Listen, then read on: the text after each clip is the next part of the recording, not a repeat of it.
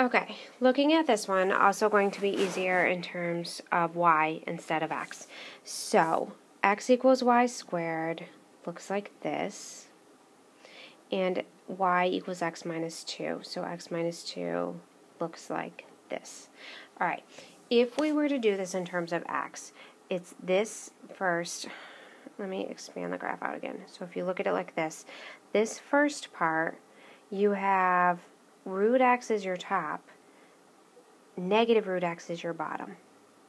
And then this part, root x is your top, x minus 2 is your bottom. Okay? So this one is easier in terms of y. So what I mean by that, we're going to put our bounds in terms of y and our equations in terms of y. This equation is already in terms of y. This equation in terms of y, we just have to add the 2 over, and so you get x equals y plus 2. Okay, so that's the first part. You have your equations now in terms of y. Now you need your bounds. Okay, so what we would do is set y squared equal to y plus 2. So subtract everything over, factor it, so you get 2 and negative 1 for your y values. So our bounds are from negative 1 to 2. So you look at it, if you turn your paper so like this becomes the top, okay, then y equals x minus 2, or y plus 2 is your top, so that goes first, y plus 2, and then your bottom is this one, which in terms of y is y squared. Okay, so that is the first part. Go through that integration. You should get, oh, there's 9/2 again. You should get 9/2 for your answer. Okay. And if you're not getting these answers, please come see me and let me help you figure out what's going on. Okay. And then let's do the last example.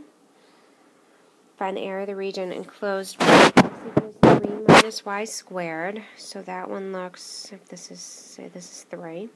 And then x equals y plus 1. So x minus 1, so that looks like this.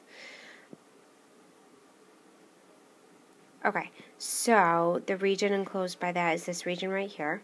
Again, the reason why I don't want to do this in terms of x is because in terms of x I'd have to split it up, right? Top, bottom, and top, bottom. So we want to do this in terms of y. This equation is already given in terms of y. This one, you minus the 1, so it's x minus 1 equals y. Sorry. No. That was not right. That's already done.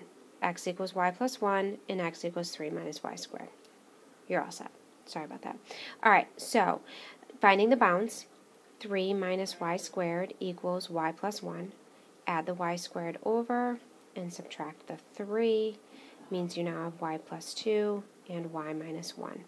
So y equals negative 2 and positive 1. Bounds, negative 2 to positive 1.